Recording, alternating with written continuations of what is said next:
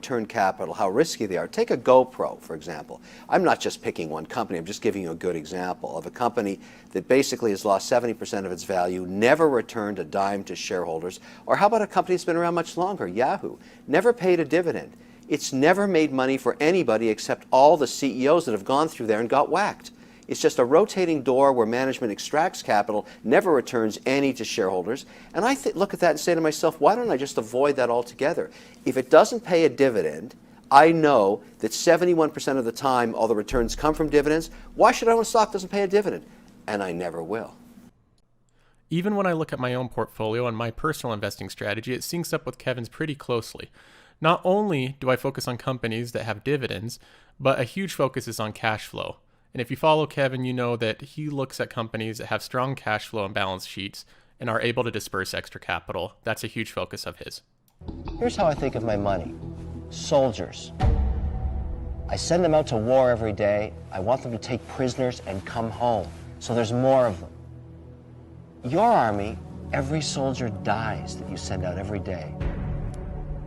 When you have no soldiers, you're wiped out. That's the game of life. Stop this madness. I am so out. All right, that's enough of Kevin. Next up we have Howard Marks, who I honestly think is a genius, and what he's most known for are probably his memos. Hello, I'm Howard Marks. It's after hours here at Oaktree's Los Angeles trading desk, but this quiet room wasn't so quiet a few hours ago. The question posed in my latest memo is, in the future, will it be like this all the time? In short, will we be investing without people? Howard Marks' memos are incredibly insightful. The one he's talking about in that clip, he goes over the rise of automated investing and money being poured into ETFs. He talks about what he believes are the impacts of what that will be. In another memo, he goes over what he believes are the 7 worst words in the world. Quote, too much money chasing too few deals. He describes the current market as one that has low unemployment, high earnings, optimism, which has led to high asset prices, and those high asset prices have led to investors taking on greater risk. He believes in staying invested, but doing so with caution. His advice is primarily why my portfolio is gauged more to the conservative side than most. The economy has gone upward for almost 10 years. The markets have gone upward for almost 10 years. The too much money phenomenon is certainly underway. It would be a mistake to have as much risk in your portfolio today as you did 2 years ago, 5 years ago, or 10 years ago. You have to acknowledge that. I use the term calibrate. Today is not the time for max risk, full risk, or for, in my opinion, evenly balancing offense and defense. Your portfolio should be skewed toward less risk. Yes, but not extremely. I can't stress enough how awesome Howard Marks' memos are. I will warn you, they're a little on the heavy side, but I think it's worth the read. The question he raises and the points he makes are extraordinarily insightful.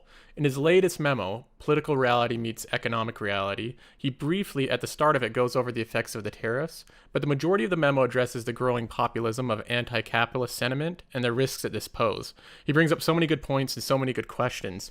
If you're at all interested in the current debate over socialism or capitalism going on right now, I highly recommend reading this, and we'll link it in the description.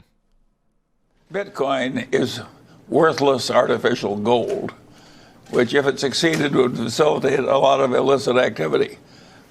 Now, that is not something I think the world needs.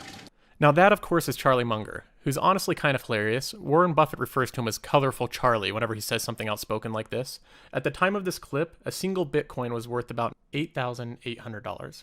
The current price today is about $3,600. That's around a 63% decline in a year that has passed. That goes to show, even though Charlie and Warren are very old, their deep wealth of knowledge and proven investing principles are still applicable today. I love Charlie because he doesn't just say the truth, he shouts it. He literally called Valiant Pharmaceutical a sewer. That's the pharmaceutical company, if you recall, that continually purchased smaller companies and then jacked up the price around 700%. Martin Shkreli did a little bit of that, but Valiant was the one that really did that on a large scale. Charlie Munger was so against their business practices and the way that they operated that he said that it was an insult to sewers to refer to Valiant as a sewer.